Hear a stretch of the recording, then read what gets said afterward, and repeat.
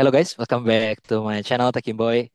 Selamat datang di konten sharing ya. Kali ini mungkin ini kan jadi konten tahunan. Aku bakal sharing tentang bagaimana sih kondisi kerjaan Tekim ya selama setahun sebelumnya gitu. Tujuannya supaya nanti job seeker yang akan cari kerja di tahun video ini ditayangkan bisa dapat gambaran kira-kira gimana sih market ya kerja di bidang Tekim gitu. Nah, berhubung sekarang kan udah tahun 2025. Berarti kita bakal bahas tahun 2024.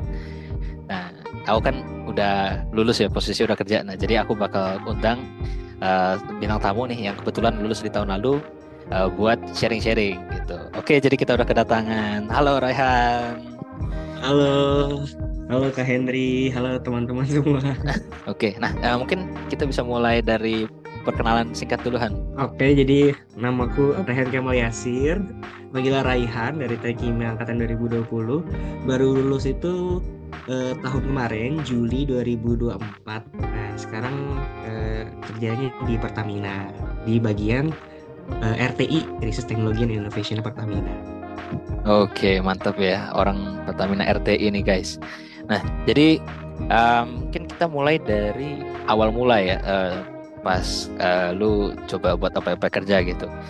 Nah, waktu itu sejak kapan sih udah mulai cari-cari lowongan gitu dan apply-apply? Kalau mau apply sih aktifnya tuh setelah 2024 Kak. Jadi Januari itu udah mulai FOMO apply-apply dan kalau waktu itu sih Hmm, nggak cuma aku ya. Jadi kayak karena aku bareng sama orang lain tuh hmm, eh, gengku itu grupku ya di kuliah itu udah mulai aktif. Jadi FOMO lah kita ikut-ikutan nyari apply-apply kerja gitu ya. Dan tapi emang ah, belum diterima sih di bulan awal-awal 2024. Jadi baru dapat kerjanya itu sekitar bulan Juni 2020 gitu. oh, berarti dari bulan Januari 2024 itu udah ada buka lowongan buat anak fresh graduate di tahun itu. Udah, udah buat anak fresh graduate tahun 2024. Tapi ya karena Oh, banyakan itu spesifikasinya kan membutuhkan ijazah atau fresh mm-mm, grade. Ya kita sebagai yang belum dapat ijazah, tapi kan kita udah punya kira-kira expected graduation nah, Juli mm-mm. 2024. Ya kita daftar-daftar aja kalau misalkan nyata dapat ya ya bagus gitu. Kalau enggak ya ya udah gitu Hmm, kan juga belum dapat ijazah gitu sih Kak. benar-benar setuju sih. Ingat gak waktu itu lamar ke beberapa perusahaan gitu. Terus kayak Mm. tipe-tipe yang selektif kah daftarnya atau yang apa aja yang lagi buka daftar gitu. Aduh, kalau dari segi jumlah aku lupa ya, tapi kayak bisa dibilang puluhan sih, kayak di Puluhan. atas Wow. di atas 30 perusahaan lah. Wow. Jadi bisa dibilang kayak waktu itu emang Hmm. lumayan banyak ya. Tapi Hmm. kalau dari segi selektif atau nggak selektif, saya ini tergantung ini sih Kak, tergantung industri. Karena kan saya pengennya ke industri energi atau chemical atau petrochemical gitu. Jadi nggak kalau lowongannya terkait yang FMCG atau ke bank mungkin saya nggak terlalu apply ke sana. Tapi kalau energi dan kawan-kawan saya masih apply yang berhubungan sama energi. Ah, I see, I Hmm. see. Jadi istilahnya selektif tapi masih di dalam satu rumpun yang sama gitu lah ya. Di Mm-mm, bener Kak. rumpun energi gitu misalkan. Oke, oke. Rumpun Dan energi. waktu itu bidang yang kamu tekuni terutama gitu ya, itu lumayan seringkah bukaan di tahun tersebut? Kalau dari segi sering atau enggaknya di bidang energi atau gitu-gitu, enggak sesering FMCG sih. Kalau FMCG kan sudah kayak Hmm. terstruktur tiap tahunnya nih. Kita udah tahu kalau Danone buka bulan apa, Unilever buka bulan apa. Itu jadi kita bisa Mm-mm. nyiapin gitu. Atau enggak Mm-mm. dari segi industri konsultan gitu. Konsultan juga udah buka tiap tahun kayak McKinsey, BCG kan biasanya buka gitu kan. Nah, tapi kalau Mm-mm. kayak dari sisi kayak mungkin kalau Pertamina, BP itu sempat buka, BP dan Shell sempat buka seingat saya tahun saya. Ya ada. Eh, tapi kalau buat Pertamina atau yang Medco itu saya jarang nemuin sih kalau itu buka oprek besar-besaran gitu. Oke. Jadi kalau misalkan beberapa perusahaan energi itu mungkin nggak konsisten ya per tahun, tapi ada juga yang lagi konsisten gitu ya Han ya. Kayak kalau misalkan nah apa ya kalau multinasional tuh biasanya nggak tahu ya kalau di bayangan saya tuh lebih konsisten gitu dibanding kayak Pertamina atau Ah, Medco. ya, ya, ya, ya, ya. Kayak beberapa service juga gitu sih, service company kayaknya selalu buka deh Hmm, per tahun gitu ya. iya, iya Heeh. kurang lebih. Iya, iya betul. Nah, kalau dilihat-lihat tuh lagi banyak di industri apa nih di tahun lalu yang buka? Ingat gak? Kalau dari industri harusnya industri tahunan yang buka itu masih sama sih Kak. Jadi kalau persentasenya saya nggak terlalu ini, cuman Mm-mm. harusnya di tiap industri itu ada yang mewakili yang buka oprek tahunan kan kayak kalau industri energi Oh, servisnya SLB, Halliburton tuh buka gitu. mm-mm, Karena mm-mm, kalau mm-mm, misalkan FMCG ya pasti buka, konsultan buka gitu. Jadi buka sebenarnya semuanya. mm-mm. Jadi ada industri yang ada perusahaan yang mewakili di tiap industri gitu sih harusnya. Ah, oke oke. Jadi masih terbuka banget ya buat teman-teman yang minat di industri-industri misal selain energi gitu kan. Itu Iya, masih ada benar Kak. banget ya. Ah, Mm-mm. masih terbuka lebar gitu. Oke oke. Nah, Mm-mm. sekarang mungkin dari segi persebaran di angkatanmu nih ya, mungkin bisa nggak cerita sedikit kalau di Mm. TK20 ITB lah, kira-kira Mm. persebarannya seperti apa sih dan apa ada yang menarik gak? Kalau dari angkatanku sendiri yang persebarannya dari masing-masing industri gitu ya. Mm-mm, Yang mungkin banyak itu ada beberapa industri mungkin FMCG itu lumayan banyak. mm-mm, Ada yang ke Unilever, ada yang ke mm-mm, Wings. mm-mm, Kalau misal ke energi ada yang ke Pertamina, ada juga yang Medco gitu kan.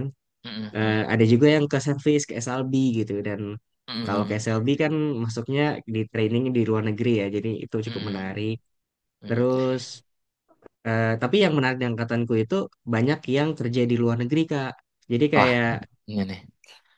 jadi kayak bukan beberapa kayak saya bisa nyebut kayak 7 orangan gitu kali ya. Itu Ah, kerja di luar negeri, ada yang ke Taiwan, ada yang ke Jepang gitu, ada yang mungkin di training di Cina gitu. Jadi menariknya tuh ah, itu. oke oke. Eh, Nih mungkin kita bisa explore nih ya. Jadi ternyata buat fresh graduate mungkin banget ya buat bisa dapat kerjaan di luar negeri ya. Nah, Mungkin banget Kak, bener. oke. Kita mulai mungkin dari yang Taiwan deh. Itu ada apa tuh di Taiwan tuh, Han? Kan saya juga punya experience kerja di Taiwan ya, dan Ah, selama saya kemarin itu emang mereka itu mungkin dari segi eh, potensinya itu mereka ini negara maju, mm, tapi seperti negara-negara yang kayak Jepang gitu lah ya, mereka itu kekurangan sumber daya manusia Kak. Itu mm, kayak orangnya kurang dan oke. itu membuka potensi besar bagi Indonesia tentunya orang-orang Indonesia untuk kerja di sana. Apalagi kan kalau kerja di sana UMR sana aja gitu ya itu bisa berkali-kali lipat UMR di Jakarta itu cuma UMR gitu kan. Iya Kalau iya kerja di benar. Taiwan gitu kan, Mm, dan mm, industri mm. yang buka itu sebenarnya menarik sih kan. Kalau Techchem itu biasanya kan kayak ke oil and gas, ke petrochem. Ini industri Taiwan yang buka itu industri semikonduktor gitu. Jadi Oh, sebenarnya semikonduktor ya. Oh, oke. semikonduktor.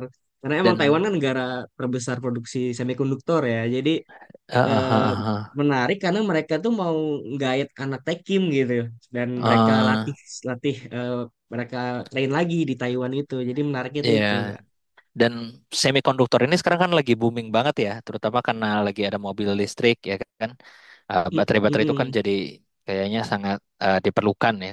Dan ternyata Tekim masuk juga ya di industri semikonduktor itu ya.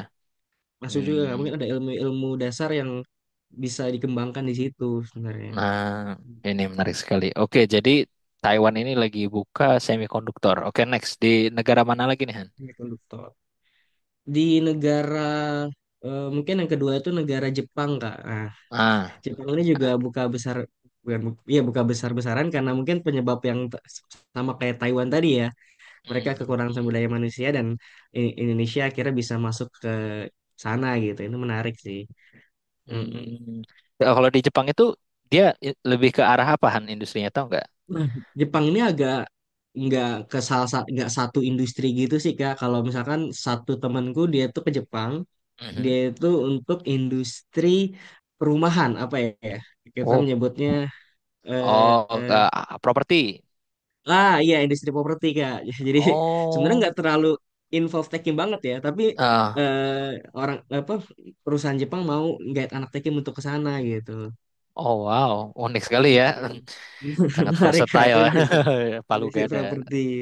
Heeh. Oke, Dan oke. terus Jepang ini tiap tahunnya juga saya baru nyadar nih tiap tahunnya itu Jepang itu buka-bukaan ASEAN Career Fair gitu Kak. Jadi dia mengambil emang membuka diri untuk mengambil orang-orang lulusan fresh graduate dari ASEAN, salah satunya Indonesia gitu Kak.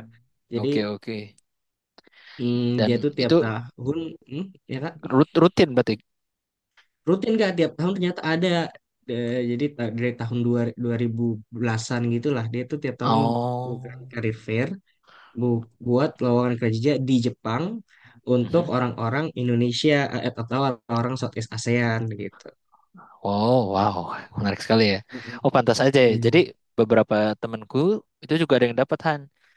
Hmm, Di angkatanku itu waktu itu ada mm-mm, yang masuk ke IPC, divisinya di Jepang. Tapi itu orang tekvis gitu ya. Nah, mungkin bisa juga mm, sebenarnya ada lowongan tekim ya. Cuman belum mm, ada aja gitu ya dari oh, angkatanku dan kamu gitu ya, kayaknya. mm. Ada sih Kak, kayak untuk karir fair yang tahun ini tuh kan Ah, diadain Februari ini. Itu perusahaan-perusahaan yang Tekim tuh sebenarnya ada beberapa kayak Asahi Mas, oh, Mitsubishi oke. Chemical. Itu mereka buka untuk lowongan PE dan itu fresh Oh, grad jadi menarik sih kalau PI di Jepang ya berarti ya. iya. Wow, Tapi hebat. nggak cuma di Jepang sih, ini juga buka buat kayak di Thailand untuk perusahaan-perusahaan Hmm, Jepang tapi di non di Jepang tuh juga ada cabang-cabangnya ya, oke. Wah, ini cabang-cabangnya. menarik sekali ya. Mungkin bisa jadi inceran juga nih ya buat teman-teman yang baru lulus di tahun ini ya. Iya Kak, menarik. Oke, oke. Terus tadi ada nyebut juga di China ya. Nah, itu apa tuh Han? Nah, kalau di China sih sebenarnya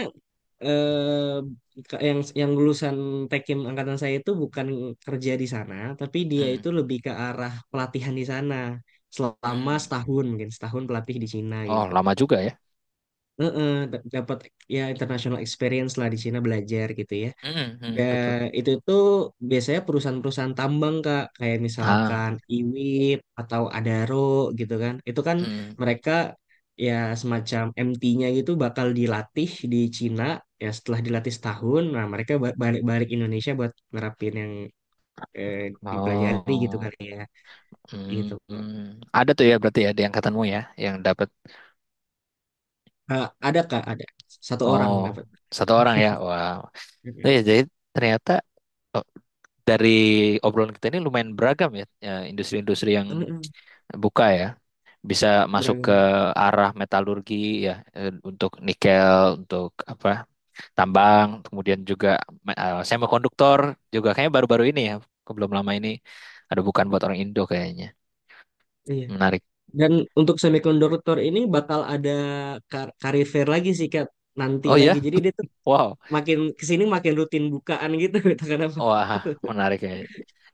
Jadi kalau misalkan kamu lihat nih ya dari yang kamu alamin tahun lalu, gimana prediksi kamu nih buat tahun ini? Apakah akan cemerlang atau gimana, Han? eh Kalau prediksi saya sih tahun ini untuk industri di luar Indonesia ya khususnya itu bakal Heeh. cukup menarik untuk dieksplor sih bagi lulusan-lulusan baru. Itu Nah. menarik banget gitu. Oke, oke. Iya, iya. Jadi kesempatan untuk menjadi ekspat itu terbuka besar gitu ya. Buka besar. Mm-mm. Nah, mungkin terakhir nih Han, buat menutup video kali ini, kamu ada pesan-pesan gak nih buat yang bakal job seeking di tahun 2025 ini? Kalau dari aku sih Pesannya. semangat yang pertama. Yang Oke. kedua jangan lelah meng-apply sebanyak apapun pekerjaan yang sedang buka gitu. Karena aku Mm-mm. juga ngerasain yang dulu play nggak ada yang keterima ini gimana ya? Apakah akan nggak dapat kerja gitu? Tapi kan ujungnya pasti adalah yang emang udah ditakdirkan buat kamu dapat di sana. Terus yang ketiga, explore hal-hal baru. Jangan kadang idealis itu perlu ya kayak kadang wah aku pengen ke perusahaan ini gitu.